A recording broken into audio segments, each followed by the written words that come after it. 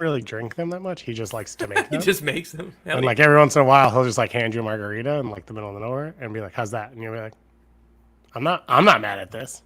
All right.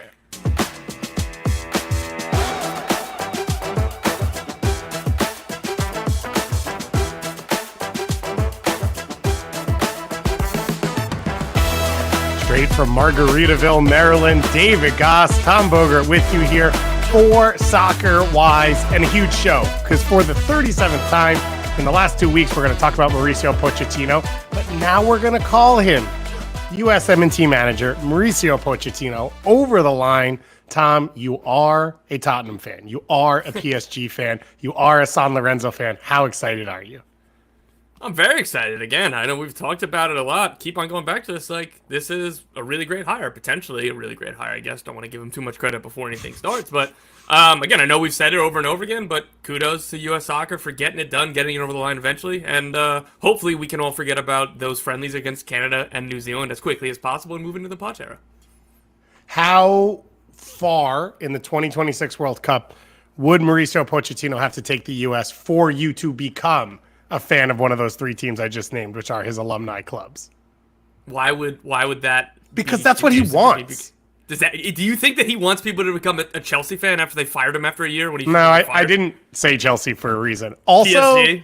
Todd Bowley, not so passionate about U.S. soccer. We're going to get into the details of this deal. Some really good articles that have come out about it. Jeff Carlisle's at ESPN. I think Paul Tenorio did one at The Athletic as well. Legends. The Sort legends. of, digging through the details because, we've all talked about this and waited for it. One of the details that sort of came out is Chelsea owed Pochettino $14 million, and he could not take this job and keep that money until an agreement was negotiated. And everyone at Chelsea was busy because they have to sign 100 players a day. And then after that had to take a vacation because they had just signed 100 players a day. And what I'm saying is if Todd Bowley was a patriot, an American, look at that flag right there. That was what he cared about. He would have been like, no, number one priority is getting USMNT, their manager, which we are paying from Chelsea, clearly, and getting that deal over the line. So I say the question marks are out there. People are talking about it. And therefore Chelsea cannot be the club of the Americas. We've got a lot to go through today. It's a wild weekend in MLS coming up. We've got El Trafico with first place on the Western Conference on the line. We've got Hell Is Real, 2 versus 3 in the Eastern Conference right now. Lucho versus Cucho. Everything going on there. We're going to talk Canada a bit as well. I am calling them the Giants of CONCACAF. They are the biggest team in the region right now.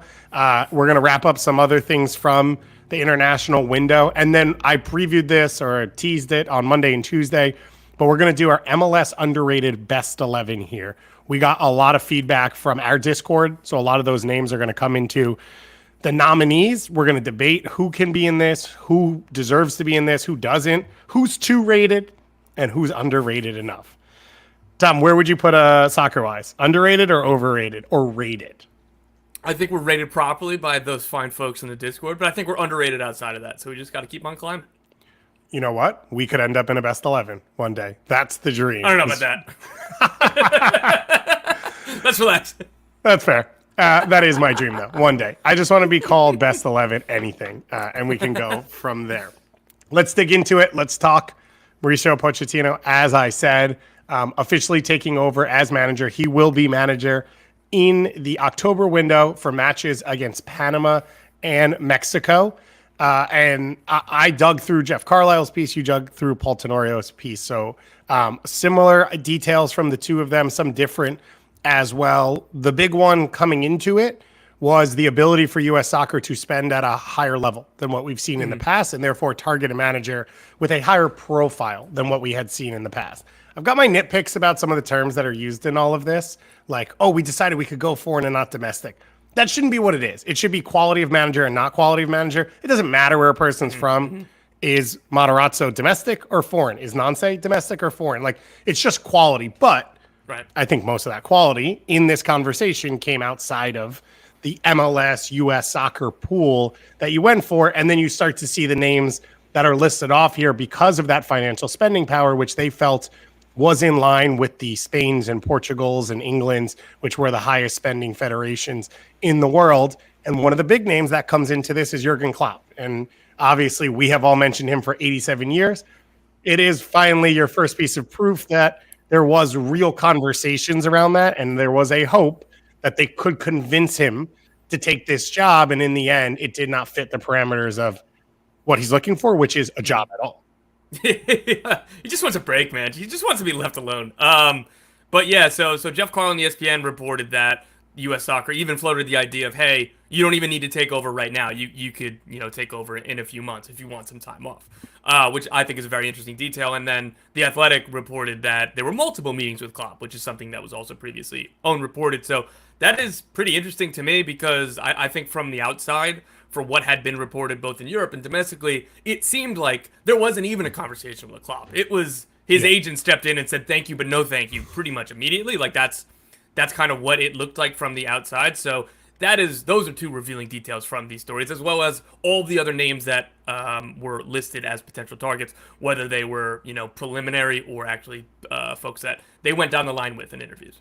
When Greg Berhalter was let go from U.S. Soccer on this show, we did the list of names. We said the Thomas Tuchels of the world. I think Zidane got mentioned and connected by us because he's out there. It felt less realistic. Was there any names that came out of the lists that you saw that popped out to you, that surprised you, or that would have interested you more than Pochettino? I don't think anybody would have interested me more than Pochettino, honestly. And I think I said that on that first show was more or less like, all right, like obviously Klopp, right? Like take that aside. When we were both like, feels really unrealistic. So yeah, if every single manager in the world is available, there would be several ahead of Pochettino. But I think of the realistic candidates, Poch would have been the most interesting candidate for me. And again, well done to them for getting it done. A couple of the names that I did like here, like Thomas Frank, I thought that would have been pretty fun. I think that he is best at Brentford. I'm very curious to see where he goes next in his career, but he's a super interesting manager. And again, if they didn't get Poch, that would have been something I liked. Rafa Benitez, we're going to go with the Liverpool stuff here. I don't know how perfect he'd be as a manager in 2024, given his stops after Liverpool. I can promise you this, though. The sit-down interviews in 2040, where he rehashes everything that happened with the U.S. in 2026, those will be good. This is a great point. Or like, yeah, some of the quotes that are coming out where it'd be like, yeah, when I was Liverpool manager, Steven Gerrard, Jeremy Carragher were worth 200 million, 185 of which was Gerrard, or like something like that. Like, so he would have been great for content as well.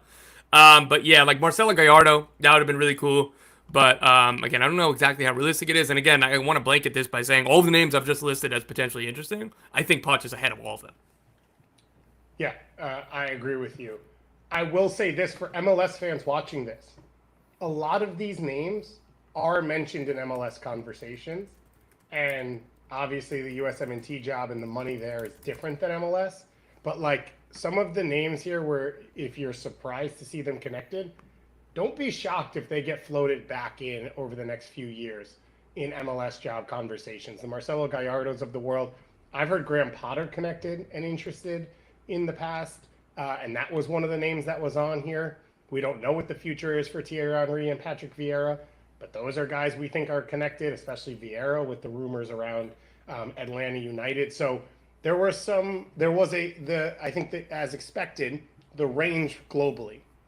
And in saying that, I think it's a good opportunity to sort of talk about some of these names or look at them and say like, oh, they could fit into the puzzle of the future of soccer in this country outside of the national team. And I think there's a lot of interest from a lot of these people, which is why they were probably already a half step towards a U.S. soccer job, because they're already looking at the field here and talking about the player pool and all that type of stuff. But in the end, it is Pochettino. That spending ability that I mentioned, part of it was because the expectation is that the commercial revenue is going to increase heavily. I believe it was somewhere between $30 and $50 million from 2023 to 2024. Obviously, you hosted a Copa America in that time, so that's what you're expecting, and we know how successful that was in 2016. You're also hosting a World Cup in 2 years. So the belief and the expectation, as we all felt outside, was that the spending power should move up, and then a bunch of billionaires got involved and helped pay for stuff like what Canada did. Kenneth Griffin is one of them. Yeah. Scott Goodwin is one of them. I believe Tom Bogert is one of them. So the three of them combined for an estimated $200 billion in net value, we're able to get this one over the line and help the U.S. out. So I don't have anything to add in the world of billionaires here, other than that Ken Griffin was portrayed in the movie Dumb Money. It was a very good movie. Portrayed by Nick Offerman. So I'm spending this entire time just pretending it was Nick Offerman in a board meeting with Crocker and everybody else at U.S. Soccer. So that's how I've enjoyed this, and that's the only place my mind has gone on the billionaire talk. I think that there is a real conversation to be had about, with all of these things, like Canada having to fund Jesse Marsch with billionaires, club owners, or whatever, U.S. Soccer having to fund this. Like, it's good at the end of the process, but just feels like kind of a weird era that I guess we need to get used to if this is going to become the norm or not. This feels almost a little NIL-ish, but instead of like in Old Miss, like a car dealer in Mississippi paying $50,000 for trying to get a quarterback in the transfer portal, it's like Ken Griffin just showing up and being like, I kind of want Pochettino. Here's a couple $1 million to make it happen, right? Like, I'm a little bit uneasy with all of this, Yeah. but like I think it's just because of the newness of this, and I don't know if this is going to become the norm or not. And what happens if Ken Griffin either or the next billionaire that is interested in this says like, oh, like pulling the money right now. Like obviously, I'm sure that there's contractual things against that, but it's just I guess a new detail or a new wrinkle into all of this. And the hope is that this is the last step of that, which is if you have a successful 2026 World Cup, you're hoping both these programs get taken to a level that is past that. And you don't need these, because it's fair to say the reality of it is that the English national team and the Spanish national team have more spending power than US and Canada. They have, the sport is more influential in their country. The national teams have a better history, like all these types of things. But this could be the big step. This is the big leap, and this is why Pochettino was interested. Like, everything you read coming out of this week is what we thought, which is he thinks the chance to help a country as a host World Cup could be big.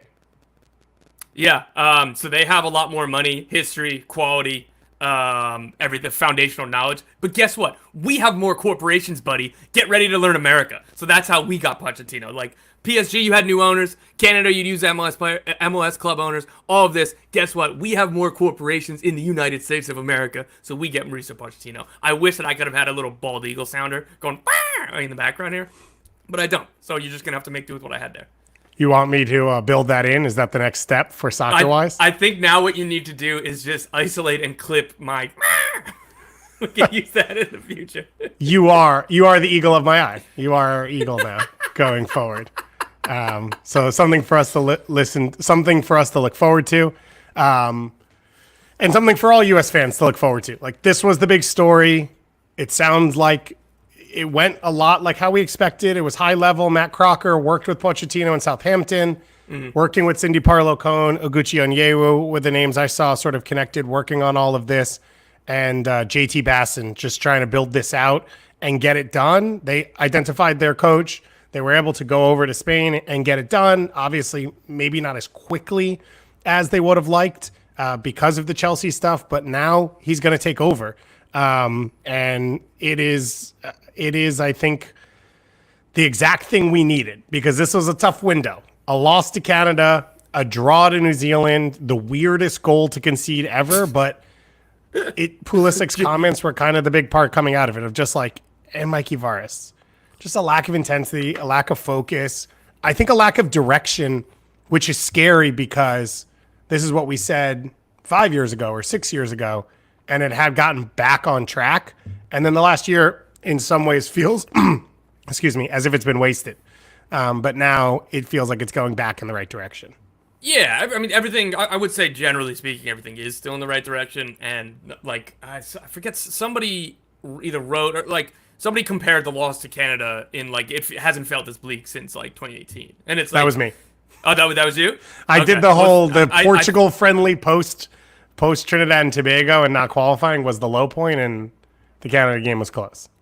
Yeah, well, like, I think, obviously, like, it goes without saying, we're far away from that. Yes. But, like, I understand why it's difficult to get up for these matches. Like, after that Trinidad and Tobago, like, there was a year of an interim manager. than when Berhalter. It was like the building foundations of everything. And then, so building up to the 22 World Cup, like that was all great.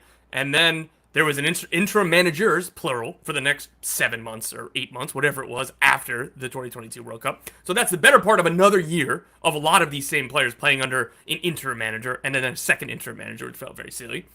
And the Greg Berhalter 2.0 era almost felt like an interim manager just because of like all the other things that kind of came around it and like how weird everything felt. So yeah, going into another round of friendlies with another interim manager, I really understand why it's tough to get juiced up for these games. And that might sound silly, I guess, anybody being like, yeah, anytime you put on the national team jersey, motivation shouldn't be an issue, all of that. But like, I'm trying to cut the players some leeway here. Like, I'm hopeful to just throw these two games. Like I said off the top, I'm not kidding. Like, just throw out all the game tape. Who cares? Move forward. We don't need to think or talk or look at those games ever again, unless, of course, in October it's an issue. Then it would be a huge problem. But as where I am right now, I don't think it's going to be an issue. Who, New Zealand? Never even heard of them. Only when we beat them at Olympic qualifying or U20 World Cups. Or women's rugby, although I think we lost to them. But if we did beat them, then I would care about them again. That would lead the show, yeah. That would lead the show for sure. I agree with you. And to say the thing going back, like everything else in the landscape of U.S. soccer is in a way better spot. The youth development pipeline is better. The talent pool is better. The league in MLS, USL, all of those things are better. NWSL is better. Like everything about the sport from now back to 2017 and 18 is better. What's sad, and I think you see it this week with Mexico as well, is like these nations have a once in a lifetime opportunity to host a World Cup, and everyone except Canada is in the wrong direction. And the Canadian Soccer Association, it's not like they're ready. Yeah. That thing is a tire fire on top of itself. So I think the big gamble for a lot of people is like the World Cup will fix a lot of this. The teams will become mainstream. Yeah. The money coming in makes it easier, all that type of stuff. But you're not really prepared properly for that moment. So there's hope there. Well, it is funny. Like, I'm glad you pointed that out about Canada. Of like, oh, we're looking at them as like the model. It's like, because we've all been talking about a drone scandal, insane drone spying scandal, I forgot that there has been the labor dispute between Canadian Federation and the players for however long it's been going on, and how awful that's been. There was like a press release earlier this week about like we've reached like a preliminary agreement or whatever it is, and I was like, oh, I've been so focused on your insane drone spying scandal that I forgot about this awful labor dispute. To be clear, the drone scandal was in a tournament where they were trying to follow up a gold medal that never got a victory tour because they couldn't figure out how to organize it and how to pay the players. Unreal. And that came right before a series of pre-World Cup friendlies that the players sat out because they could not come to an agreement, and they were not being given clean clothing to train in from the national team or flights or anything like that. And that is your king of CONCACAF. Canada, 0-0 draw with Mexico. A huge result for them once again. So over the course of the window, you could call it 4 points. You could call it 1-0-1, whatever you want to say. Canada go toe-to-toe with Mexico, 52-48% possession in Dallas. I thought Canada was the better team in the first half. I thought the Laren header was the best chance of the first half. Mexico started to pour it on in the last 10, 15 minutes, as you would expect for a team that's a little bit more desperate in front of more of their fans. But otherwise, I thought a very even match. So now you go back to 2021. 2021 in the Gold Cup semifinal, Canadian fans will tell you, Mexico was able to outlast them. Some would say cheated. Some would say got lucky, whatever term you want to use. Since that match, Canada has gone to the Azteca, drew 1-1. They had the Azteca at home where they beat Mexico, and now this friendly. So in 3 years, Canada is undefeated against Mexico, and they have been able to put together some really strong performances. Now you bring the U.S. into that conversation. And, of course, you have the penalty kick win in the Gold Cup last year with B teams for both sides. And then the only big result for the U.S. right now is the 2-0 win in the Nations League last year, which was a legitimate victory of A squads versus A squads. Otherwise, Canada won World Cup qualifying in the region. They were able to knock off the U.S. in that second game up in Canada. They were able to go undefeated against Mexico. My question is, do you agree that Canada is the kings of CONCACAF? Yeah, right now. But again, this has to come from the Copa America results. Not who cares about the friendlies that were in this. Like, congrats, you beat Mikey Varis in the U.S. national team in the interim. And you said good result for Canada against Mexico. I would say right now that draw is not a good result. It was a letdown. Yeah, like just given how bad Stop. You're not allowed to you're not allowed to recreate the entire rubric in 1 month. But you can't be just crapping on Mexico and then being like, oh, what a great point that Canada just got against Mexico here. And calling them, you can't call them kings of CONCACAF if they're happy to get a draw against them. I digress. My whole point here is that Copa America, yes, but they were still saying this after the World Cup when they went to the World Cup and didn't get a point. Like, congrats, you finished, you qualified a little bit better than the United States and Mexico in World Cup qualifying, and they wanted to raise that banner for however long. Tournament results, qualifying for the World Cup, whether you're first or third in CONCACAF, like, again, by a matter of a handful of points. I don't give you kings of CONCACAF for that. They did not do well at the World Cup, but they did do well at the Copa America. So on the balance of that, I would lean that way, particularly how much of a joke the United States have been for the last year or whatever since the World Cup. So good for Canada right now, but that could very, very quickly be wrestled back. I think Canada would say, oh, wow, that's so cool that you beat Iran at the World Cup. How did Morocco do? And Croatia and Belgium, the teams in our group. And didn't Mexico also not get out of their group at the World Cup? I believe so. The Copa America, definitely not. So, no, but at the World Cup as well. Argentina and Poland got out of their group. Yeah, Mexico couldn't get out of a group with Saudi Arabia. I was trying to give you more time to confirm and Poland. Thank you. I knew that. I just had to be insured in my mind. So I think if you're Canada, you're right. All of that is right. One, they are such a better team today than they were at that moment. Like, they don't start Steven Vittoria anymore at center back, Scott Kennedy, Good point, and Sam Piet. In those places, they start two players who play in France, one at Marseille, one at what? Lille? No. Where is Bombito? Nice. And then they have Ismail Kone, who starts at Marseille and is now an older, more experienced player, or Matthew Chouanier is the best player on the planet. So they have improved. Now that he plays for Grasshopper Club Zurich, it's over. Yeah, exactly. Because the Swiss League is actually the global Champions League, and that is the most competitive league in the world. Canada, a great window for them. They continue to take steps forward. They continue to improve. This game showed a little bit of depth. Jonathan David didn't get the start in this game. They rotated in central midfield as well. They rotated Schaffelberg out of the team. Ali Ahmed, across the two games, may have been the best player in this pool for Canada. He is therefore headed to Ligue 1 because that's where Canadians go when they're ready to leave. That's where Vancouver players go as well. Theo Bair is there, which we don't even talk about, which is ridiculous. Dude, so Goss made this joke to me in the he just like named a random French club, and I was like, is there a report that I missed? What are you talking about? Tom's like itching. They just all go. I Twitter searched it because I was like, I don't know if that was a joke or if that was real. To highlight that, yes, this is a thing. All good Canadian players are going to France right now. So I would assume, but genuinely, I would assume this is a player that won't be in Major League Soccer next summer. Like, my guess would be in the next 12 months, a team will come in and give an offer for him if he plays like this for Canada. Because what we have seen is that's enough. Like, Bombito obviously played well in MLS, but the performances for Canada are what probably got him over the line. I think for Derek Cornelius, probably was going to make a decent move in Europe again out of Sweden, but the Marseille deal feels like it probably came because of the performances there. Yeah. And so won't be shocking. I think if Ali Ahmed is the next one, he's versatile, he's talented, he's smooth. I talked about his ability in possession. Pressing, allows Richie to overlap, kept Huerta under wraps until those final 10 minutes or so. Thought he had a really good game, a really good window. He probably should be in our underrated best 11. I didn't even think of him in this conversation. Maybe he's not underrated anymore because he plays in Ligue 1. We haven't done it yet. So we could add him in. Let's finish up with our last recap. I'm just enjoying the hell out of the MLS players go across the world and play big games and have big moments. And let's start with Diego fucking Gomez. The goal of his life against Brazil at home for Paraguay, who they've gone toe-to-toe with these teams in the past. They're not intimidated, but it has been a dry spell basically since Tata Martino was there. And I made fun of Gustavo Alfaro a bit before the game, being like, oh, we're going to die for every ball, whatever. I got you, Gustavo. You're my guy now. And Diego Gomez had him as well. Outside of the foot, curling shot, outside the 18. Allison.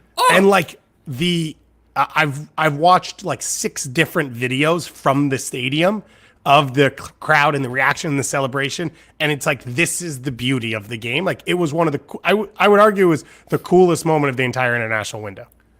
Dude, that was incredible. Like, I wasn't watching that game. Like, I saw the highlight come up, and I was like, oh, Diego Gomez scored against Brazil. That's incredible. And then, like, at every new piece of information I got, like I started to watch the highlight, I was like, he's going to shoot from out there? Oh, my, oh, that was a trivela? Like, it was just, like, at one on top of the other. It was awesome. And really quickly, in Diego Gomez, too, like, I've talked to a couple people around into Miami, during the signing of his signing, and everything he has been over the last year and a few months now. Like, I have heard so many good things about who he is as a person, as a character, his work rate, his humbleness, his everything else. Like, to seeing these moments happen for, again, what people I trust have told me is a really good kid, just makes me happier and happier. Like, I love watching those dudes succeed. So, shout out Diego Gomez. What an incredible moment. It was awesome to watch. I should have said in the best moments of the window, Bolivia winning their first road game in like 28 years in qualifying also is up there. And they last qualified for a World Cup in 1994.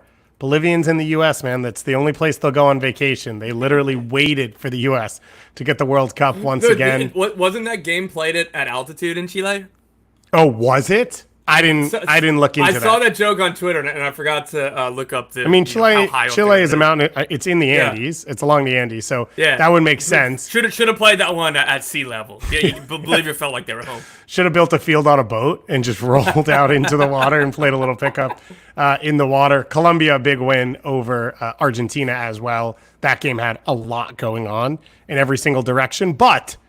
This is your daily Martin Paz update. Last time, man of the match, gets the draw at Saudi Arabia. This time, shutout against Australia.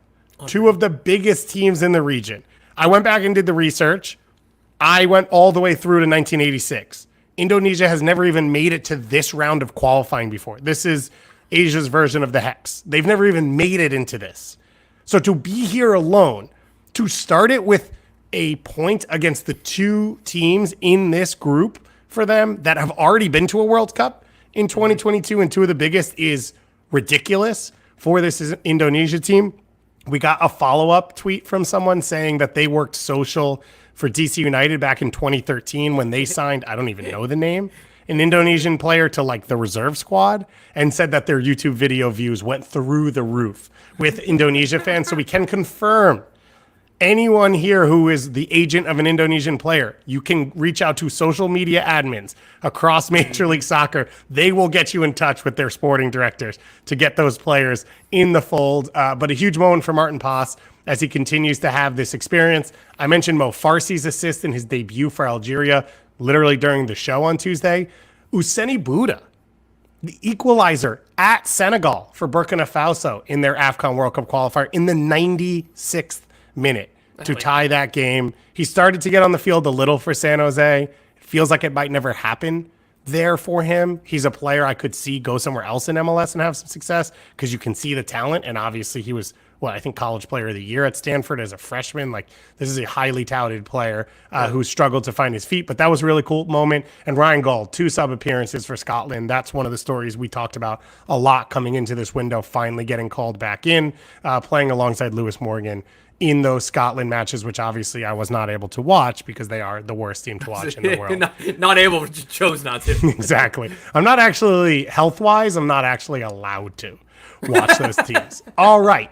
That takes us to our underrated MLS Best 11. Let's just get some stuff out of the way. For starters, what jersey are you wearing? Why am I blanking on the name? Redlands FC. I almost said Red Vines FC. And so you're wearing it. You couldn't just read it off the shirt. What? That would have looked really dumb if I was like, oh, it's upside down, guys. Give me a second. Redlands FC, USL League 2. Shout out. They sent me the jersey. I think that they sent me one for you as well because I have another one here. Hell yeah. Now they're my favorite team. How about relax on hell yeah before I can try to send you it? Nice. I'm a 29-year-old who doesn't use the mail very much, so I also don't use the mail, but I'll pick it up on my drive from Maryland to Miami. I'll swing up to New Jersey just to grab that jersey from you on the way. Okay, so now let's just call this team Redlands FC. then. This is our underrated best 11. Redlands FC is a real team that plays and has players. Yeah, well, now they're about to get 11 new players from Major League Soccer. Expansion draft. For starters, are we sharing a team or do you want to each to have our own? We'll share a team. Okay. Do you want to be head coach, associate head coach, sporting director? What role do you want and what role will I have? Because it'll affect who I choose. Why would that affect who you choose? Well, I don't want you to communicate with some of these players, but I can communicate with them. I don't think I trust you to manage the same group that I would manage. No, we'll do it like Chelsea, where we have two managing owners who try to take control at all times. Love that. And then okay. there will be an athletic piece about the discord between us in 2 years. Let's talk about the players that are eligible. I put together a list. You added some names of people that I thought made sense in this conversation. Obviously, it's all debatable because we're just using a term underrated, which is like a thing we're making up as we go along. A lot of vibes here. I did not put high-level prospects who have not really played yet or are early in their careers because I didn't feel like that was the spirit of what we were talking about. So 100% correct. So the examples I put down, Peyton Miller and Dado Valenzuela, those were not guys that I was going to say, even though they're not super highly known and they are very good soccer players, because that's not where we're going so far. There are some younger players in this convo, and we can decide whether or not they work. Okay, so we agree there. Does any designated player under 22 signing become disqualified? No, because again, this is all going to be on vibes, and it's going to be a lot of difficult to nail down. This is going to be like the Supreme Court's ruling on pornography. You know it when you see it. So this is going to be like when you're going to say a name, and I'm going to say, yeah, he can be on, and then you're going to say another one, and be like, dude, absolutely not. And you're going to be like, tell me why. And I'm like, I don't really have a good reason other than like snap decision. It's a yes no. Or no. Great. And Love it. You can feel it in your gut. We go from Supreme Court to American Idol. It's a no for me, dog. And then we go from there. The last one I had in here. So I wrote this. We got our Discord was phenomenal with this. They sent a ton of names. I'm going to put some of them in there. We got a question. We got Max Arfstein thrown in there and one Miami player. And my question for you is, are there any underrated players on those two teams? Because every time, Nancy only really plays 16 or 17, and it feels like every one of them is a star in the league at this point. And Miami is so under the microscope that like Yannick Bright is probably someone most people could name over Ranko Veselinovic. So that's where, again, I think that's where the nuance comes in. Like, just you naming Yannick Bright, like, I think that counts. Because I don't, like, yeah, people might know him if they're watching a Miami game, but I don't think that they really realize, like, oh, like, that's a good player, right? Like, oh, like, they got him in the super draft. And I will say that, like, Doyle had been on Yannick Bright at the beginning of the season. I think, like, it was pretty clear in his first minutes. It's like, oh, that dude's an MLS player. That's really cool.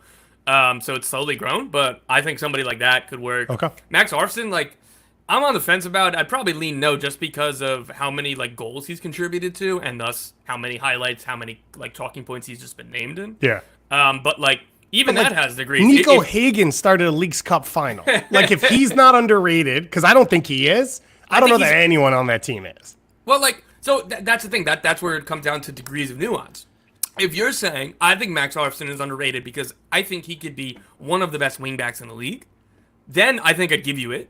Okay. But, like, if it's like, oh, that dude's a good player, like, no, right? Like, so I think all of this has to do with what the, like, general consensus is and how far you're willing to go. So that's why, like, I won't rule out designated players because, like, somebody could still be a good designated player, but you'd be like, no, I believe that guy's could be best 11 or should be talked about in that category. So stuff like that, I think it all has to do with variation. So I'm not ruling out some of these guys. So if you have a super hot take on, like, Max Arfstein or I don't know, Yevon Cheberko, then go for it. But if it's just like, oh, that's a good player, no way. I will say I do think Max Arfstein could be one of the best wingbacks in the league. So that wouldn't surprise me. His feet are crazy good. But let's get into this. So part of what's going to be tough is I'm choosing a 4-3-3 formation for us to put these teams in because I think that fits most of the player profile. So the wingback part is the only part that is a little bit difficult in all of this. I'm going to give you the pool of players I put at each position. You can add who you'd like, and then we can decide who gets into our 11. So in goal, let's start. I have Matt Freese. Yeah.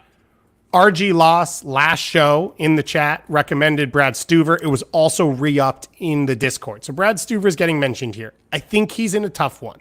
Based off Wikipedia, he was 4th in 2020 goalkeeper of the year voting. There is not a fourth place. So I don't know where that info came from on Wikipedia. And I tried to run through it with the notes and stuff, and I couldn't find the source. So maybe I'm wrong. I know I voted for Brad Stuver that year.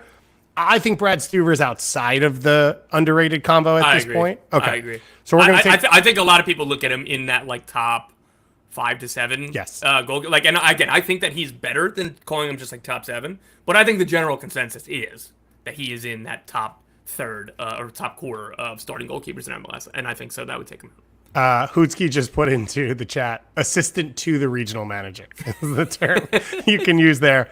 And then the last name I put here, and this is one of the hard ones in the entire thing for me, is I think Christian Kalina was overrated in his first year, where Charlotte fans felt like he was a match winner when his numbers didn't prove it. He is statistically the best goalkeeper in Major League Soccer this year, and Charlotte are in a playoff push, and I don't think it's being discussed. So I put Kalina in here. Yeah, the next name you're going to go with is who I'm going to be picking. So I don't have a next name. Those were the two. Are you writing it down on the pre-show and then not? Or the first name? Oh, Matt Freese. Yes. Yeah. You said the next name like I had another person. Well, you hadn't candidate. said Matt Freese yet. Yeah, I did. I started with Matt Freese. Anyway, my point remains is that I think Matt Freese has, like, I think he's been the best goalie in the league this year. Yeah. I think him and Stuver are going to be two absolute finalists for me on goalkeeper of the year. But for me, Matt Freese is that. And, like, I think that enough people have caught on, like, oh, this dude's awesome. Like, or this dude's good. But, like, I don't think enough people are saying, oh, wow, he's awesome. Right? Like, he leads MLS in goals minus expected goals. It's just essentially how many, like, he's more or less, they think he should have been given up 7.5 more goals this season, according to the nerds at American Soccer Analysis, who do this excellently. And this is the first place I go to when I'm kind of discussing goalkeepers. Christian Kalina is second in this. So I think, like, at this point, like, whatever the view of him is publicly Christian Kalina, I think you're right. Like, he is more underrated. But, like, I think Matt Freese, like, I feel really strongly that he's our goalkeeper on this. He should have been an all-star, and he wasn't. So that's, like, the easiest way to say he's underrated. I also don't know that NYCFC is making waves right now, so I'm not sure a lot of non-NYCFC fans are watching. So I think we both feel good about Matt Freese getting the starting goal. It is also amazing that, like, Philly's probably a playoff team if Matt Freese is still there in the time Andre Blake was out. 1,000%. It's kind of was the right thing to do for everyone to let him go and find a starting spot because Blake's going to be there for a while still. Yeah. It's just amazing to think this club had both of those players on their books, and like, it sucks it's the position that you can't sub people for, or you don't play two of them. There's no rotation. I think what's more wild is that, like, when they traded for Freese last winter ahead of the 2023 season, I was like, all right, obviously he's a starter. Luis Barraza, who, like, I think is definitely an MLS level goalkeeper, he got to start for most of the season because he's better with his feet than Matt Freese. And that like, for me, one of my guiding pillars is I do, like, that's nice. That's secondary to me, though, right? Like, I saw this one coming. But like, the difference that an elite shot-stopping goalkeeper makes in this league versus an elite passing goalkeeper cannot be measured. Like, for me, like, it is not close. Rather, is probably how I should put it. Like, anything in terms of distribution is a bonus. But the most valuable skill is elite shot stopping. Look at what happened to the New England Revolution after Georgi Petrovic left, and they didn't get in a good goalkeeper. Yeah. That even, like, they got it wrong 2 times in a row. Now, Aljaz Ivicic has been in and has been better. But, like, going from Petrovic to a bad goalkeeper, the Revs went from one of the best teams in the East to one of the worst. And it's not as simple as that. Of course, like, that was when the Bruce Arena stuff was going on, everything else. But I think that was the most important factor. I thought that was more important than going from Bruce Arena to an interim coach. Honestly, God, just because of how good Petrovic would be. Yeah. So for me, like, that's I was kind of dumbfounded in that, and I think that underpins our discussion of him being underrated because even his own team underrated him. All right, Matt Freese in goal. Let's go to the fullback spots. We have 2 to start from the Discord. Webhead said Alex Katranis. At RSL, the left back from Greece. This name is always hard in the Discord. Greg Venny says Mickey Yamane, the right back for the Galaxy, who has been very good this year. These were the names I put in. There are a lot of wing backs in here. you could argue this first one, Brooks Lennon, you could argue isn't underrated. I think that's one I'd be fine taking off. But sorry, I'm just gonna splice in random I would generally agree with Brooks Lennon, except the view on him is like about what he can't do, just because he's been so consistent in his creative ability that like it's almost shifted to, wow, he makes a lot of money and like he's not good enough defensively. And I'm like, are we talking the same player? Like I love Brooks Lennon. Like I think that he's excellent. And then like again, I think you just need more balance in your team to make that work. But like Brooks Lennon, I think, is eligible in this just because like it's kind of swung on him a little bit that it's like, all right, yeah, like 9 assists, that's just become normal for you. What else are you gonna do, right? And it's Nice. like let's not overlook that. What have you done for me lately? Yeah. Mikel Dessler on this list. It's because he's new. It's not because of perception of him. I put Tyrese Spicer on the list. I like that. His performances at wing back. He has not played a ton recently. Were really, really high level for TFC, but also #1 draft pick. Maybe that already disqualifies you. Andrew Brody, I have. Dagger Dan, I have as well. Carlos Acapo, who's lost his starting spot in San Jose. He's a guy that I would have targeted for a trade if I was another MLS team that feels like you need to fill that spot. If he's not starting, like he's a starting level player. Obviously, I have to put Ryan Raposo in here because I put him on my most interesting free agent list. And then the last one I have on here, which I think is a tough one, is I put Jake Davis as a right back. He has been playing in central midfield for SKC. He came up as a center mid. They started him in MLS at right back because they needed to fill the spot. He is a phenomenal fullback, not a wing back, like a full-on fullback. Yep. He's also a very good center mid. So he might just belong on this team, and then we can figure out where to put him. Yeah, you need versatility in any team. No, I really, really like the Jake Davis shout. For me, it's either Jake Davis or Andrew Brody right back for our purposes. And I do really like Alex Petranas at left back because while Real Salt Lake have gotten a ton of shine correctly for being a very good team, a very fun team, a very entertaining team, I don't think Petranas has kind of gotten enough because obviously we're talking about Chicho Arango, we're talking about Emeka Eneli, we're talking about Diego Luna, Andres Gomez before he left, and et cetera, that like Alex Petranas has been like a low-key really strong signing by Real Salt Lake. His contract was expiring this summer, so they could have waited to get him for free, but they pushed really hard to get an agreement over the line for Petranas to leave and be here all season, and it's paid off absolutely. Okay, so we'll put Petranas at left back. I think we'll put Jake Davis at right back then. Good with that. On the Mickey Yamane side, it's a great shout. He is a little tough in the underrated convo for me overall because he's underrated because he does only the things well that the LA Galaxy do well. So he fits them well. He's possession. He gets forward. He's dangerous in the attack. He doesn't win tackles. He loses a lot of 50-50 duels. So he doesn't like overall. I think part of this convo to me is I look at players where I'm like, that's just a solid soccer player. That's a player you can put in any team. They could hang. They won't make it worse. They won't lose games for you. And I don't know that he gets into that one for me. So we're going to go Jake Davis at the right back position. Let's move to center back, which is a tough one because center back is so critical to winning. Like most center backs are talked about and known, and teams are really thin at this position. We got from the Discord, Joe Bush said Andrew Privet, which is a good shout. He's underrated, I would argue, by his own team in like their need to go out and replace him. Clady Troyer and Clarissa Sehookum also mentioned Mikael in a larger Houston convo in the Discord. We talked about Mikael in the Defensive Player of the Year awards. The names from Houston that came up were him, Steve Clark, Coco Carrasquilla, Artur. To me, it feels like Artur with his history, even though he's underrated and that he doesn't get discussed enough in the best at his position convo, I think he's known enough in the league. I would argue Coco is as well with his appearances with Panama, and I don't know how you feel about Clark at this point. Yeah, so Clark too. Like he's closer to Stuver. He's not like quite in the like.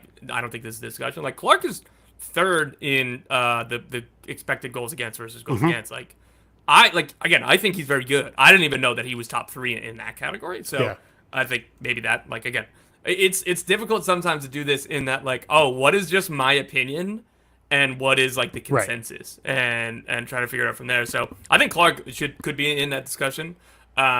And yeah, Coco Carrasquilla, I think that was more last year because last year he went from, oh, that's an interesting player. Oh, you like him to like, no, dude, that's a top 50 player in the league. That's a top 3 central midfielder in the league, or whatever role you want to call it that he plays for the Houston Dynamo. So I think last year would have been the year for Coco. I would like to say I was on Coco from day one. I watched his first game for Houston. Was like, this guy's really good. So thank you for shouting me out there, Tom. I appreciate you taking the time out of your day to do that. And Kosei Tafari got mentioned in the chat right here. Tafari, I think, has elevated his name a bit because he's got a cap with the national team, doesn't he? Yeah, like, and he was in January camp, so like, and he's been like the only true center back starter for Dallas. The other thing is his performances have actually dropped over the last year, and he has struggled at the center back things of like winning tackles and controlling the back line. And so I would like to see him take another step there. Mikael, if we're okay with, is definitely a starter. So if we feel good about him being underrated? Like he's okay? Yeah, because like I think that people, again, if you're paying attention, he's a defender of the year candidate, right? Like, but I think enough people understand that he's like, oh, that's a starting level player or whatever. But I don't think that the gap has been bridged for one of the best defenders in the league this year. So I agree that he should be on this. And then and I would assume his agent agrees with us as well, because he's on $150,000 right now, and Sviatchenko is on $824,000 right now. I forget if they paid a transfer fee for Sviatchenko as well. Oh, that would make sense. The other names that wouldn't go into his $800K. Right. The other names I had in here were Joel Waterman, Sean Nealis, Bodie Hidalgo, who I don't know if you'd call him a center back or not, but he kept RSL afloat this year. And then I already said Ranko Veselinovic earlier as a guy who would be on this list. Goss, do you have any other center backs from the CF Montreal who have conceded 58 goals this season? Is there any other defenders from that team that you want to list here? You know, I normally blame the guy in the middle of a back three with 2 children, George Campbell playing in front of a train wreck, behind a train wreck, and Victor Wanyama's dead corpse. So, yeah. No, that's unnecessary. You're telling me if you're building an MLS 11, you wouldn't put Joel Waterman in there if that was an option? I agree, but, like, I don't... So, you talked about Ranko. I think Ranko is the other center back here because, again, like, he's been so good for, like, 5 years or however long. Like, he's been insanely consistent and just really, really solid and verging on the, like, defensive player of the year conversation this year. So, again, like, I know that we talked about this a little bit on the deep boy stuff, but I don't think that he gets enough credit. So, I like the spirit of this is to have less, defensive player of the year candidates, less like MVP stuff like that. Like, but I just don't see a way around Ranko and Mikael as a center back pairing here. The other name that would push me, I love Andrew Privet, but it's tough where he's losing his starting spot, would be Sean Nealis. Like, Sean Nealis has been a full-time starter consistently for one of the best defenses in the league year after year. It's a little tough with Red Bulls because, like, every starting center back at Red Bulls has that convo because the system's built for it slightly. But that doesn't mean he doesn't fit the system, although I don't know that I would trust him outside of that system where, like, you're playing through him and building through him and all that time. But that would be the other big name there. So we're going to go with Mikael and Veselinovic there. Let's move into central midfield. I kind of, in my head, had it as a 4-2-3-1, but we can change those roles however we want. These were the central midfielders we had. Captain 214 in the Discord said Obina Nobodo. Yeah, too big a name. Absolutely not. Yeah, won a Shield they as won, a DP. They won the Shield last year. He's a DP, and if you look like Extra Time, like they're the only other show I think that would be doing like defensive mid of the year. I'm pretty sure he won that if memory serves me, but if not, he was absolutely in that discussion. So when you're being viewed by national podcasts as the best D mid in the league, I don't think so. Yeah, agreed. Obina Nobodo, so that's a no. I had Tristan Muyumba on the big list. I don't think he's been good this year. Yeah, I think that's fine. I also think it's Atlanta. Like, you're not really underrated a lot there. Danny Pereira, I had trouble with because Austin was the top 2 team in the West. He was one of the 3 or 4 best players on that team 2 years ago, and people knew him, were talking about him. I don't know if people are still. Does this feel like an okay one for you? Yeah, I think that he's in this. I just said no to Nwobodo and Muyumba. I'm saying yes. Keep Pereira in consideration as we go through the names. All right, Leon Flock I have in here. Edwin Cerrillo, Joseph Rosales, Davy Flores, Christian Paredes, Nelson Palacio, and then I was not sure about Josh Atencio on the end of this one. I think Obed Vargas has kind of taken the headlines there, but he was an alternate for the Olympic team. Yeah. So I don't know if that's one that would qualify. Yeah, I think he should still be on this list. Okay. Joseph Rosales is interesting because it's like I think that he had been fine as a central midfielder. I like if we were playing three at the back with a wing Yeah. back, I think he'd be in for that episode. Like Right. I wouldn't put him in the midfield there because like he was okay. Like he's Okay. been excellent as like a left back, wing back, and like last year he played some like winger because they were like we have Reynoso and a couple other attackers. Like we'll just put a center mid out at left wing. It's just to do some defensive work. I mean, But, if I was building a soccer team, I would play 11 number 8s who like the ball at their feet and want to connect on short passes. So I'm never going to complain about that one. Okay, so we've got Danny Pereira locked in. I feel very strongly about who I think the other player should be. You start with that because I've been coming over the top too much on this one. So you start with that. I will say I'll play Davy defense. Flores. Yeah, I his agree. numbers defensively are off the charts for a team that is like melting ice on the field, and you can roll right through the middle. He does it alongside Matty Longstaff, behind Lorenzo Insigne, like in front of who knows who. That's Henry Wingo at center back, And who's defending for Federico Bernardeschi at wing back? Like, Yeah. let's be honest. He's winning tackles. He's covering ground. All of that at an elite rate. He's not an elite ball progressor or passer. That's why he has fallen through the cracks enough for Toronto to get a shot at him. But Toronto went cheap on their quote unquote slight rebuild over the last year. And like he's the one hit that they've really gotten. And the start of their year was because he was playing at such a high level, more so than what they had expected or hoped for from him. You feel good about that? I totally agree. That was going to be the first name I said. So we'll have him and Danny Pereira as the starter, as the two starters in that central midfield. Now we've got a 10, two wingers, and a 9. I'm happy to be flexible with a lot of the positioning on all of this. I feel very strongly that the lone DP that I want to put on this list is Christian Espinoza. He like literally is the underrated designated player in Major League Soccer. Yeah. Okay. Yeah, in that like in our conversations about this of like we were trying hey, we're gonna rule out DPs or do like again the stuff that we talked about off there. This was the name that we both went to, and it's like I think Christian Espinosa is still really underrated. So like to your point, like yeah, and I believe that there's another DP on this list that we're gonna talk about, but I think we lock in Christian Espinosa. Yeah. Is Robin Ludd still underrated? Did he make the All-Star team?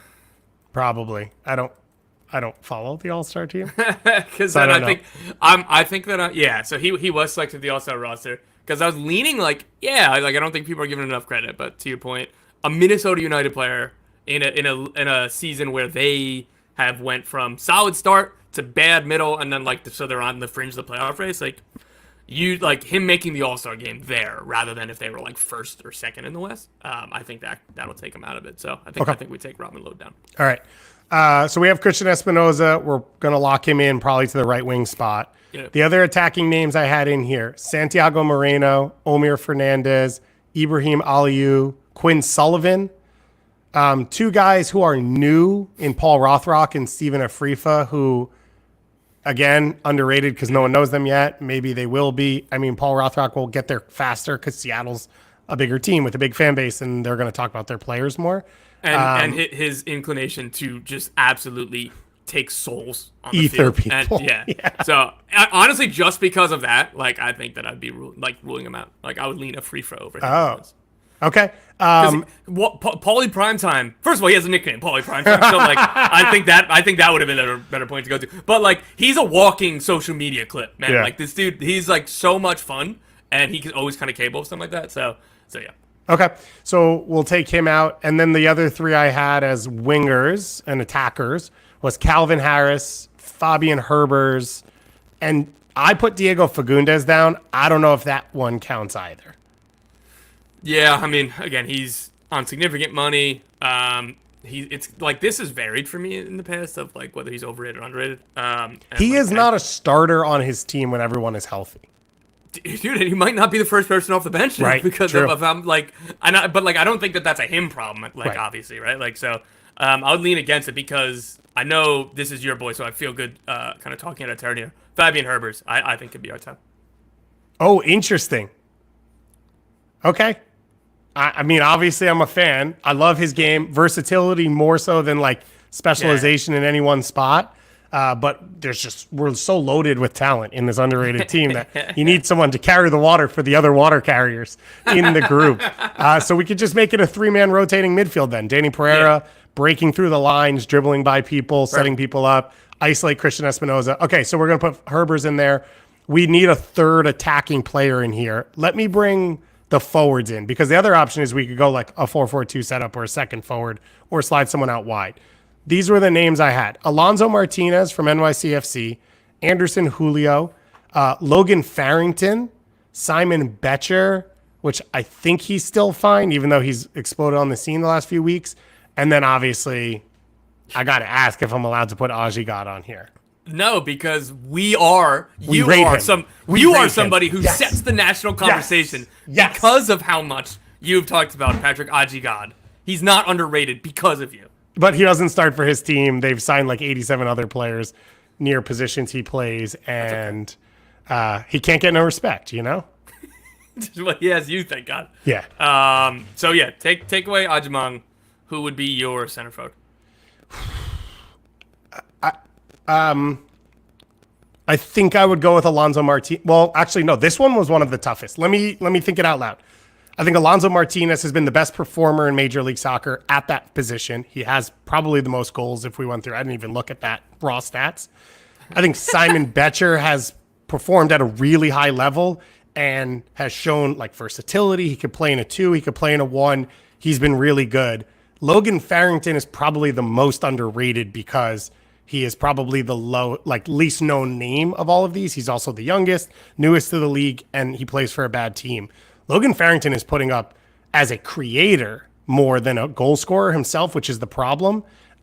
He's putting up some really good numbers in his first year in the league. So I'm kind of at a loss with all of them. I would argue Farrington's the most underrated and the best performer. I would argue Alonso Martinez the best player that I'm talking about. Yeah, I was between Alonso Martinez and Simon Betcher. I had a slight lean to Simon Betcher, but like you said, like I think that people have talked more about him than Martinez lately. And Martinez, like, I think he's won the starting center forward job for NYCFC. And in terms R.I.P. of Moonsaf Bakar and my best 11 team. And me betting you that Mijatovic would score more goals than Bakar. Average is third string. Well, the key with that bet is if no one wins, then no one loses. So I'll leave the final say up to you between Martinez and Betcher. Then let's go with Martinez. He's got 11 goals, 3 assists this season. He didn't come in really as a center forward either. So 1, we could push him out wide, and 2, he could play there. So that would give us our center forward in this conversation. So who would be our last attacking player who we'd be potentially playing on the left, or do we want to bring a second forward in here? So then I guess it's between Afrifa and Betcher, yeah? Are you? So you're out. Let's talk about the wingers for a little bit. Do you not? Is Calvin Harris not in this convo for you? He is in his comments, but I like Afrifa ahead of him. Interesting. Okay. Yeah. Then I guess we're between those two. Let's go with Afrifa then. Cool. Because I think Simon Betcher, it's been a little bit more of a like maybe prisoner of the moment type thing. And there we go.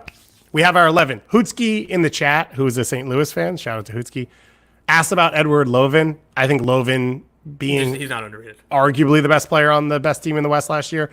I do think he's going to be serving with the attacking pieces in front of him, and he might elevate himself into like a best 11 conversation over the next 18 months where he's not right now, but he is not underrated, I don't think, in MLS. But it's a good name. It's a good shout. We had a question about Pavel Buka as well in this one.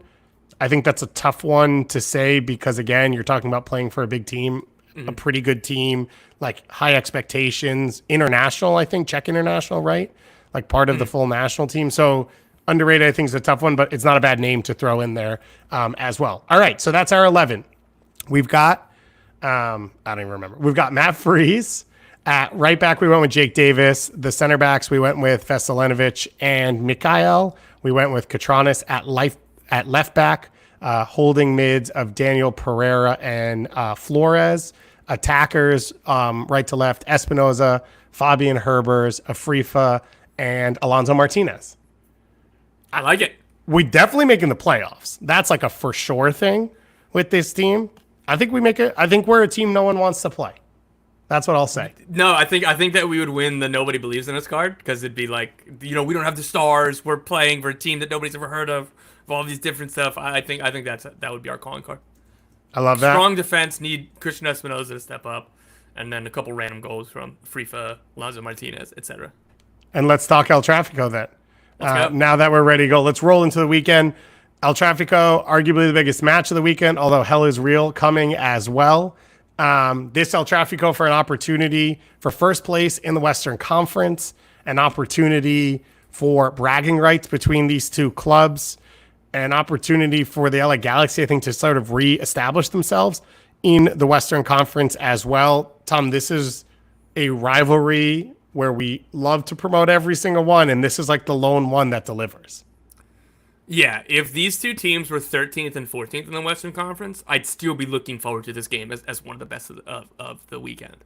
They're first and second in the West, and I'm very glad that this game is being played closer to the end of the season. It would have been even cooler if it was October, but that's okay. I'm not going to split hairs here.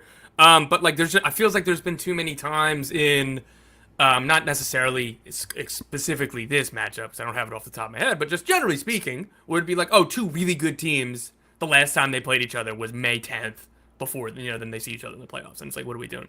So I'm very glad. I think that every year we should save one El Trafico, one Hell is Real, and one Cascadia Cup game for like September 15th onward. Like, the last like hopefully the last like 7 games of the season. Mets Braves, second to last series of the year. Breaks my heart every single year. It's the biggest series of the year. You got to do it that way. But yeah, it'd be fun to do it this way. And the stakes this weekend. Again, first and second in the West. The Galaxy are in first. They're 4 points out of LAFC, but LAFC have 2 games in hand. This game will go a long way into determining who gets top seed in the West, and with it, home field advantage through the playoffs. If this game determines who hosts a potential Western Conference final, it's absolutely huge. It's not some well thought out take that obviously teams are better at home, but it's important to say that the Galaxy have lost one time technically at home this year. That was a neutral field game at the Rose Bowl against LAFC. LAFC have only lost twice at home. Like, these two teams are better at home like everybody else is in this league. This is a huge game to help determine who's going to have home field advantage in the playoffs. And I'm really, really glad that the stakes are where they are. And the last 10 times these teams have played, there have been 39 total goals.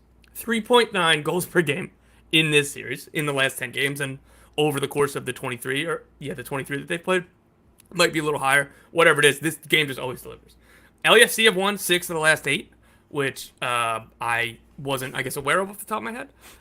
There has been a total of 4 clean sheets kept in this series in 23 games. So that's 46 opportunities for clean sheets. It's happened 4 times. It has not happened in MLS play since 2020, and that was in front of 0 fans when both of these teams weren't that good. I love this matchup. This is going to be so much fun. Again, even with no stakes, I'd be super juiced. Like, the fact that it's high stakes, high star power, Bouanga and Pooch, Giroud and Royce, all this stuff, and it could determine, top of the Western Conference. It's going to be a ton of fun. I can't wait. It is a weird stat because it crosses on both sides of Leagues Cup and U.S. Open Cup. But this LAFC team have only won one of their last 5 MLS matches, like across the board. But that goes back through early July. It is not perfect, but it sort of shows how they've fallen off the Supporters Shield race. And like, if they can't get a win here, you mentioned they've got games in hand. They wouldn't control their own destiny anymore if they lose this game to be first in the West. And they could be moving in the wrong direction. And as you said, for the top teams against each other, it's all about home field advantage. Yeah, in the 3-game series, maybe it's less important. But then when you get past that, like, you have a chance to never have to travel. Always welcome a team in your building. And if you're an LA Galaxy, you could look at things and say, there's a pretty good chance we would host all the way through, including MLS Cup, if we're able to win the West, or LAFC, whoever it is, if you're able to continue that way. So, yeah, it's a massive game. It's a massive matchup. It is fascinating because LAFC should be the kryptonite to the Galaxy, right? They're comfortable sitting in. They can kill you in transition. Bouanga getting into space. LAFC have not really won games with Giroud playing that way yet. It's only been 4. Yeah. So I want to see, like, can they do the thing they're supposed to be great at the high level against a high level opponent now with the new pieces in the building? I thought in the Houston game last weekend, the spacing between Ilie and Lewis O'Brien was bad, and it allowed Houston to get into the pocket there and play out of that. Guess where Ricky Puig is going to live? Guess where Marco Royce can come in and find space if he wants to? Payne still as well. Like, that's a huge test. So this is going to be as advertised. I think all the stats you just named tell us that it is, and this feels like it has the potential to be the best one we've seen in a while on top of all of that. Yeah, I mean, I don't know if you could ever replace that first game, the Zlatan game, all that stuff. Like, so it is a high bar to clear, but again, anytime these two teams play, it is must watch. And for me, that's a game of the weekend. It slightly puts it ahead of Hell Is Real for me. Hell Is Real. Then we are hoping a fully healthy FC Cincinnati. So Lucho training completely is what we've told. He has not started a game for FC Cincinnati in any competition since July 14th. So didn't start any of the Leagues Cup and has not started an MLS game for them. The belief is he will be fully fit. So outside of, they've got like 4 players on the season-ending injury list. Besides those 4, Cincinnati should be completely fit for this match. And then Columbus has everyone coming back from international duty, which is a huge portion of players for them, with Cucho now going to Colombia and Mo Farsi going to Algeria and all of that, to try and find their feet once again. They get goalkeepers. Congratulations on that note as well. And like this, the Eastern Conference Finals was everything you wanted, right? Cincinnati gets out, huge lead. It looks like it's over. It is the defining moment, I think, in MLS of like Cincinnati has overtaken Columbus. They are the Kings and Columbus. And I talked about this on Monday's show. One of the mailbag questions was like, why do you think it's okay when Columbus has problems playing out of the back, but not with other teams? Because the bigger picture is that it will end positive for them overall. Like if they continue to do it every single minute, and that Eastern Conference Finals, I think, was the epitome of it. Of like, for all the warts in our game because of the way we play, it's going to lead to our victories. And they eventually came back and got that win. And it was a heartbreaking moment for Cincinnati. Cincinnati's out of the Supporter Shield race, but like this has to be a setup towards, we need to host again in the playoffs if we play this team, and we need the mental edge on this Columbus group. Yeah, and for all of the discussions, and I think obviously the correct discussions about Columbus were kind of the last hope to make the Supporter Shield race go down to the wire here before they lost to Seattle over the weekend. Like, Cincinnati are ahead of them in the standings. Like, Columbus has a game in hand, but if Cincinnati wins this, then Cincinnati control the destiny. So I think that's something that's been overlooked just because of the nature of what the Shield race was and what the kind of the role that the crew were on. So since you have a big chance to be hosting again in the playoffs if they were to meet, and for me, like, I think this is a big test for Cincy of, the last 3 games before the Leagues Cup break, they lost. And like right before that, they were really rolling. They had won, 12 or 14 or something like that. Lucho Acosta was playing out of his mind. And then Matt Miazga went down season-ending injured list. And then, as you said, Lucho Acosta hasn't started a game for them since July 14th. Yeah. They went from a team that, like, all right, they're going to figure it out, and like, there's still less question marks about them in that, like, they're clearly in the top 3. But if they win this game, like, it's like, all right, no, yeah, like, they really are going to be an MLS Cup favorite, like, among that top-tier list of Miami, Cincy, Columbus, and then LAFC, maybe Galaxy, whatever, right? Like, or if Columbus beats them again, then are we looking at it like, oh, it's Miami and Columbus in the East, and then we'll kind of see whatever else. And again, like, the double-edged sword of the home field advantage stuff. Like, again, it's not a super interesting thing to keep saying, but like, it is going to be the most important kind of facet of these discussions.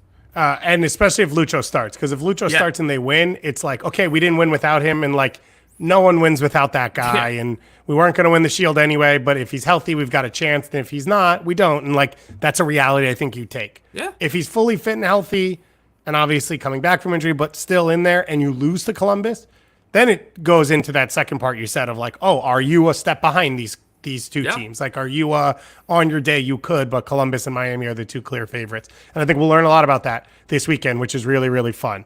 Let's talk about one more match. And then one more point I want to make here is that this could be an MLS MVP deciding game, right? Like, between Cucho and Lucho. Like, that's another kind of storyline going into this game. I hadn't mentioned that yet, so we'll go on. Houston RSL, another big game this weekend. Rematch of last year's first round of the playoffs. They've beaten each other so far this year. One in Leagues Cup, one in league play. Houston, 4 points from LAFC in a week. They look really good. They've been really fun to watch.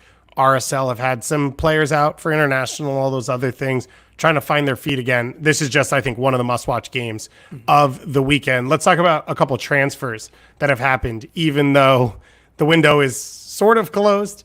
Let's start with LAFC. We didn't mention this. Marlon, a 29-year-old Brazilian center back. He was on the books at Shakhtar Donetsk, obviously because of the war and everything, was not playing there. So had most recently been on loan at Fluminense, starting as a center back, started 4 games in June in the Brazilian Serie A, and then his loan finished, has not played since. So that's about 3 months without playing soccer. Brought in by LAFC.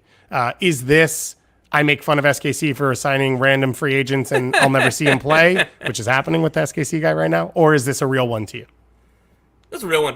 Because I think 1, the age, 2, the profile, and 3, like, yes, like maybe it's a little bit mean and turtleish that we joke about that with SKC rather than LAFC just assuming LAFC doing things right. Well, John Thorrington and Neil McGuinness are pretty good at this. And the last time we saw Mike Burns, it was at New England, and he has not been working in a general manager capacity since then. So they should be getting the benefit of the doubt here.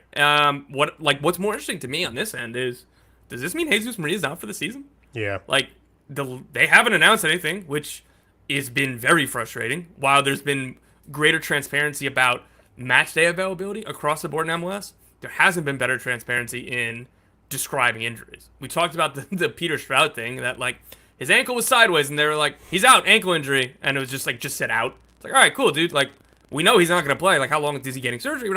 The Red Bulls, again, just announced today, Kyle Duncan, right knee injury.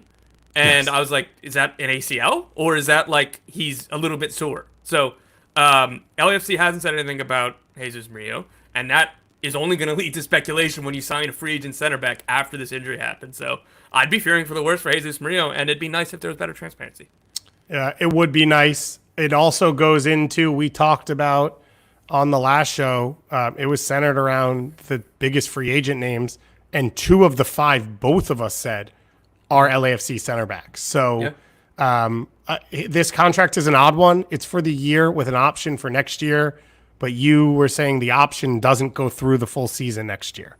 Yeah, through the end of June. So right. That would align him if he wants to go back to Europe. So it would give them cover if they lost Murillo and Long, or Murillo or Long, right, for them to at least get to the summer transfer window to make a move. Doesn't fully get you there, and obviously they brought in Maxime Chanot as well. By the way, Joaquin Fernandez, the SKC center back we were making fun of, he's been injured, yet to play. So I think maybe, unfortunately, we were right about that one. The other move, Reggie Cannon, signing with the Colorado Rapids. How and why? Yeah, it's a super interesting one. So the fine print, so MLS teams are allowed to sign free agents until roster freeze date, which is tomorrow, Friday, September 13th. One of the stipulations with this rule is that a player needed to be a free agent by the time the MLS secondary transfer window closed. That was August 14th. And that part of that is why so that there's no kind of backdoor trying to get through free transfers of players who aren't playing on their team, and like, all right, their team will just cut him and then he can sign as a free agent MLS. So like, that's a loophole that they wanted to keep closed. Reggie Cannon wasn't announced to have left QPR until August 30th. Nice. So when I was reporting out this news, I was like, how is this allowed? Turns out his departure from QPR was set on August 14th. I was told the paperwork, whatever, right? Like that's how, and obviously the league has allowed this. So that's how it's been. I do not understand why QPR didn't announce that until August 30th. And I apologize for when this happened. I jokingly said in the Discord, before anybody asked, he can't be signed at MLS because this didn't happen before August 14th. Except it did happen before August 14th and just nobody said anything. So, Reggie Cannon to the Colorado Rapids. What I was told is that, like, look, one part of their transfer recruitment strategy is fringe U.S. national team guys, and I think Reggie Cannon's got like 28 appearances, something like that. Fringe U.S. national team guys who are in their prime, point to prove, and, trying to get back to that level. It's what they did with Georgi Mihailovic, Sam Vines, Cole Bassett, Zach Steffen, and now Reggie Cannon. Another point that they like is, look, nobody can defend Denny Bouanga in this league. But having more lockdown 1v1 defenders is never a bad thing. So he's somebody that they believe will have a better chance to defend some of the best wingers in the Western Conference when we get to the playoffs. And he's somebody who could play right center back in a back 3, but so can Keegan Rosenberry. So there's more options for Chris Armas and this group. And look, you're adding a quality player on a free contract, and his contract isn't crazy. from what I was told. We'll see the final number if it comes out with MLSPA data. But all in all, I think that this is a really shrewd signing, and partly because I didn't even know it was possible. To make the miracle happen, I think is worth it alone. I completely agree with you on it's a salary cap asset league. Reggie Cannon on a good contract, Keegan Rosemary on a good contract, those are assets. So if one of them wins the spot and the other one's not playing, you could trade that inside the league. You'd rather have that player because you were able to pounce at the time and figure it out. My first thought when he was signed was right center back, where you've lost Moise Bombito. If you come to a spot over the course of the season where you say, we don't trust two of our center backs, can we move into a back three and protect our central area a little bit better?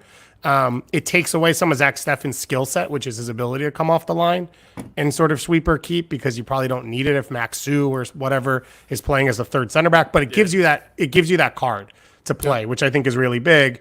Keegan Rosemary's contract's up at the end of the year. He's got an option. He is like the captain of the team. I would be surprised if he was moving on, but you never know what's going to happen. And Reggie Cannon is right now, I would say today, even having not watched him for the last year or so, is a better soccer player and a better starting right back in Major League Soccer. Yeah, again, this just comes down to an MLS proven player. He went to Boavista and then through a contract dispute with Boavista because Boavista don't pay people on time. He left. It is worth being said though that he FIFA ruled that he owed Boavista money, but also Boavista owed him money. Yeah. So I don't know how both of those things can be true. It seemed like that Reggie Cannon got a fine for breaking his contract, but Boavista still owed him money. I don't know. This is all so stupid and frustrating. He signed with QPR as free agent. He spent a year with them. He made 21 appearances in the championship, and now he's coming back to MLS, a league where again, when he broke through with Dallas, he was really, really good. Yeah. And good enough to get that transfer to Boavista when they were allegedly under new ownership that had to do with Leo and everywhere else, when we thought that they were going to have more money and they were going to be a player coming to MLS to buy players. But again, he's somebody who's got all the, that many caps with the national team. It wasn't like a handful of January camps. No, he was legitimately in the pool. He was legitimately in the pool. He was the safe option at right back of his ceiling is not as high as the Brian Reynolds of the world, the Joe Scallies, I would argue, Serginho Dest, obviously. But he was probably stepping into the DeAndre Yedlin space of who will be a trusted guy that you can bring into camps. I think Shaq Moore ended up getting some of those call-ups as well. Let's close out on this one. Vigo Ortiz. You broke this one, I believe, leaving the Austin FC Academy to go to the Charleston Battery, what has become a long line of players, specifically with Charleston, more widely with USL. Yeah, with Charleston. And we talked about the Charleston Battery on the show a lot. Because I love them. Again, for a good reason. They've looked at, whenever they can, some top young players. And again, now they have a proof of concept with Fidel Barajas and others. Nick Marcanich now going to the Spanish second tier in the winter. So Vigo Ortiz, a Mexican youth international. He was part of Austin's U15 GA Cup winning team in 2023. He was named U15 MVP. And I guess he bought into the idea of what Charleston put in front of him, the development pathway. The contract is technically a USL Academy contract rather than a first team deal. Oh, interesting. I'd imagine that they either have set clear parameters on, hey, this is the pathway, or you can sign essentially for free somewhere else when you're 18. I'm sure the Charleston will get some sort of sell-on percentage if that's the case, because why would you do it if you're just going to bring a player over to get nothing for it in 2 years? They clearly have a plan. And they now have a proof of concept of what they've done, and that they're emerging as a legitimate, solid option in terms of youth development, and if you want to further your career abroad. Yeah. Or in MLS, sorry. Yeah, no, Fidel Barajas, the obvious one. Jackson Conway's starting at center forward for them right now, off and on with MD Meyer. So Conway, an Atlanta United Academy player, Meyer, Golden Boot winner in MLS Next Pro, that NYCFC wasn't going to give an opportunity at the MLS level. And those are just some of the names you could say. There are a lot of players who have come in through Charleston over the last few years that have had success. That's why we keep talking about them, because they are successful on the field. They now have this model that they've been successful with consistently off the field. This is a huge hit for Austin. Micah Burton was their first homegrown signing. As someone who's around a lot of this, there's not a clear pathway through this team. There is not, for a team that's bad, they don't give a ton of minutes to academy players. Now, part of that is they chose, and I don't think this is a wrong model, they chose to start the academy at U12 and then push them through each age group. So they didn't have a U17 team to pull from year one. And those players now have to age and get it. Like, you don't want to pull players who are not ready and not, capable of playing at that level. But I think it's a telling sign that someone like this looks at things and it doesn't feel like there's a clear way for them to succeed there. And I think that's pretty scary for a club that's in a super talent-rich area and has put the resources into it. So that's something for Rodolfo Borrell, who has a great history with some of the best clubs in working on this type of stuff. We'll have to figure out and we'll have to put in place going forward. All right.